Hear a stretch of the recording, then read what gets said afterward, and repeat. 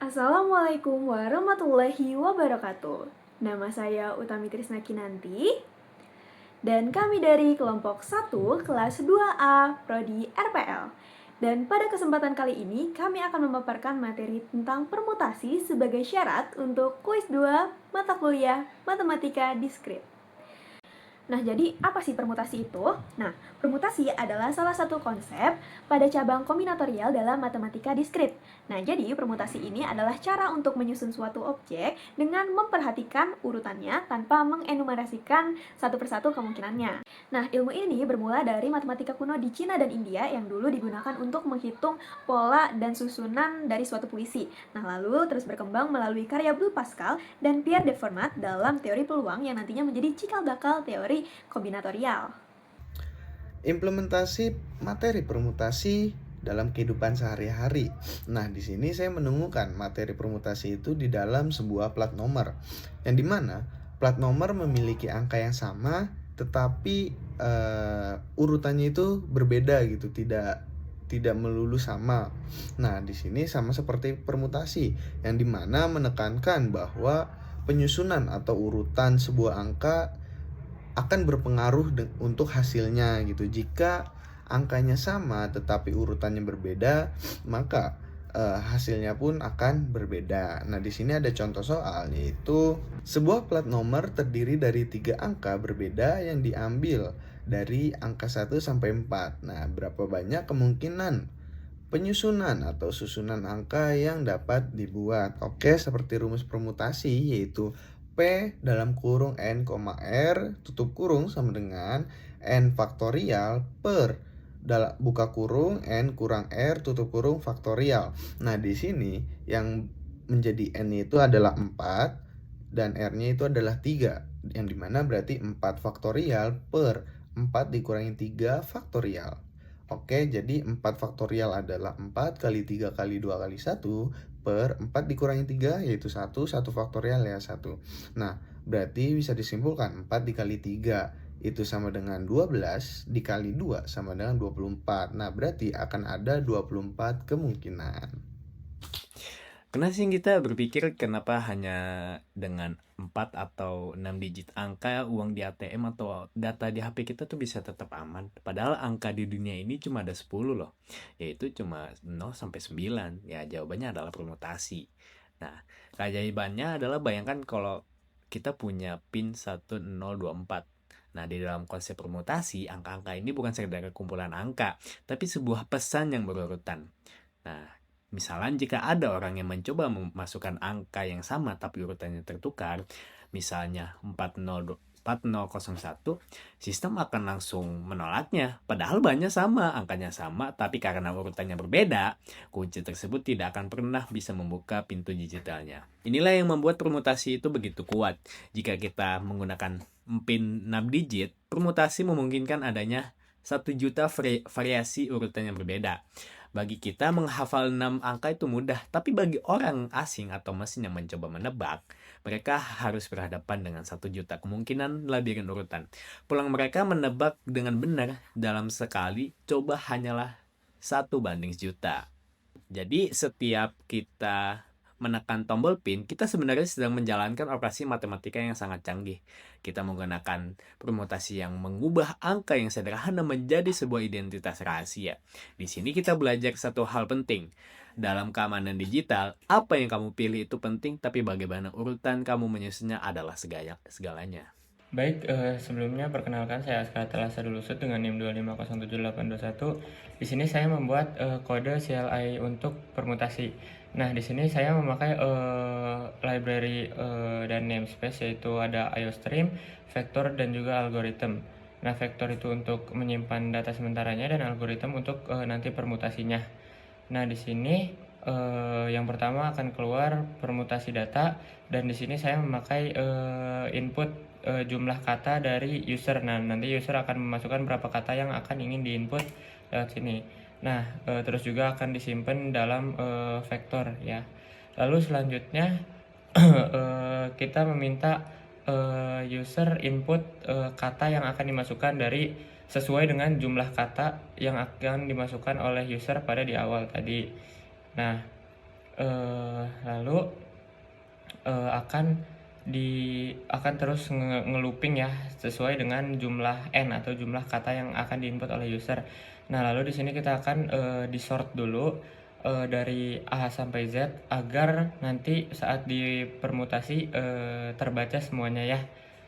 Nah, setelah itu kita akan melakukan selanjutnya kita akan melakukan do while yang akan terus melooping ya untuk susunannya. Lalu lalu selanjutnya kita akan pakai next permutation dari begin sampai end yang akan ini kayak permutasinya. Jadi mengubah susunan elemen katanya menjadi kombinasi-kombinasi selanjutnya. Nah, yang dimulai dari A sampai Z, terus di looping, dipermutasi terus sampai Z sampai A. Cara kerja permutasinya begitu. Nah, di sini sekarang akan coba di running ya. Kita pakai ini dulu. Pakai ini aja. Oke. Nah, di sini user akan diberi ini kata yang akan diinput itu berapa. Sebentar. Nah, misalkan kita input 3 kata, yaitu aku, sayang, kamu. Nah, ini hasilnya, outputnya akan seperti ini, yaitu aku sayang kamu dimulai dari tadi kan udah di sort ya dari A sampai Z. Nah, jadi berarti dari abjad yang paling awal sampai paling akhir, terus sampai diulang terus, dikombinasiin terus sampai Z sampai A. Itu begitu cara bekerja permutasinya. Oke, baik teman-teman, setelah dijelaskan oleh teman-teman saya yang lainnya tentang apa itu permutasi, gimana rumusnya, gimana implementasi dalam kehidupan sehari-harinya, terus juga tadi ada implementasi dengan menggunakan program aplikasi sederhana. Nah, sekarang saya juga pengen dijelasin implementasi dengan menggunakan program aplikasi sederhana.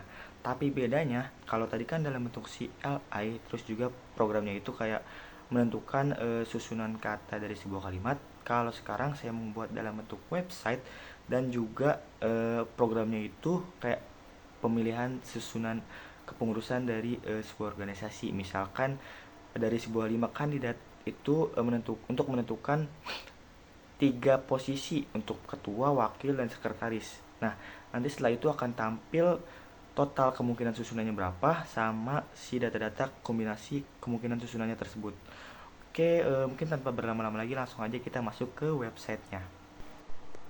Oke, jadi sekarang kita udah masuk ke halaman websitenya ya guys ya. Langsung aja, yang pertama di sini ada form input daftar kandidat. Jadi di daftar kandidat ini tuh kalau dalam rumus permutasi kayak kan ada P, N, R. Nah, kalau daftar kandidat itu si N-nya, maksudnya itu jumlah total unsur yang tersedia. Terus selanjutnya di sini ada form input alokasi posisi. Maksudnya kalau alokasi posisi ini dalam rumus permutasi itu dia yang si R-nya. Jadi R-nya itu berarti unsur yang dapat dipilih atau disusun atau yang akan diperbutkan. Selanjutnya di sini ada form input filter spesifik. Ini opsional, nggak wajib diisi. Jadi kayak syarat khusus, misalkan si A wajib jadi ketua, si B wajib jadi ketua. Nah, di sini buat syarat khususnya tersebut. Langsung aja kita coba isi di form input yang pertama itu daftar kandidat. Kita coba isi dengan anggota kelompok kita aja ya. Askaf Fadil. Di sini aku batasin, aku kasih limitasi untuk 10 data aja supaya mencegah terjadinya crash di sebuah websitenya. Terus untuk setiap datanya itu dipisahkan dengan koma. Selanjutnya ini alokasi posisi, kita coba 3 posisi aja, ketua, wakil, dan sekretaris. Selanjutnya filter spesifiknya kita kosongin dulu jadi tanpa syarat. Nah, kalau tanpa syarat kita coba hitung menggunakan rumus permutasi, berarti 5 kandidat ya, 1, 2, 3, 4, 5. Terus untuk menentukan 3 posisi, berarti P, N, R, P 5,3. 5 faktorial dibagi 5 min 3 faktorial, hasilnya itu 5 dikali 4 dikali 3, berarti harusnya 60 kemungkinan susunannya. Langsung aja kita coba generate. Seharusnya di sini totalnya, ya benar sekali, totalnya 60 kemungkinan susunan sesuai dengan rumus permutasi. Dan di sini juga tampil kombinasi-kombinasi susunannya sampai 60. Saya buat pagination per halamannya itu 10 data. Nah, kan tadi itu tanpa syarat. Sekarang kita coba menggunakan syarat. Misalkan Nawab wajib jadi ketua. Nah, kalau pakai syarat ini kan berarti satu posisi udah ditempatin oleh satu orang. Berarti tinggal memperebutkan 2 posisi lagi nih untuk wakil dan sekretaris misal. Dan juga kandidatnya berkurang 1. Tadi kan udah diisi Nawab jadi ketua, sisa Tami, Akbar, Aska, dan Fadil untuk memperebutkan wakil dan sekretaris. Berarti rumusnya itu P, sisanya kan 4. Terus untuk posisinya sisanya 2, berarti 4 3, berarti hasilnya harusnya 12 ya. Untuk total kemungkinan susunannya harusnya 12. Ya betul, dengan Nawab menjadi ketua dan hanya memperebutkan wakil dan sekretarisnya dari 4 kandidat tersebut. Ada 12 data. Oke, mungkin dari programnya seperti itu saja. Kita coba masuk ke si kodenya, algoritmanya. Di sini ada aku highlight 2 function aja. Yang pertama function faktorial. Seperti biasa faktorial itu menghitung sampai ke data 1 ya. Terus selanjutnya hitung total permutasi. Nah, ini kayak rumus permutasi pada umumnya aja. Misalkan ada filter, berarti dia akan menghitung menggunakan si syaratnya tersebut. Misalkan Sinau wajib jadi ketua, berarti ntar dikurangin 1 datanya, alokasi posisinya juga dikurangin 1. Nah, kalau nggak ada filter itu akan mereturn yang fungsi si data, fungsi rumus yang biasa, permutasi yang biasa itu n faktorial dibagi n min r faktorial. Oke, mungkin penjelasan algoritmanya segitu aja, dan juga dari aku cukup sekian, kurang lebihnya mohon maaf. Dilanjutkan oleh teman saya yang lain. Oke, baik teman-teman. Selanjutnya ada latihan soal ya. Ini ada 3 buah soal. Nanti cepet-cepetan ya, 1 orang cuma boleh menjawab 1 soal.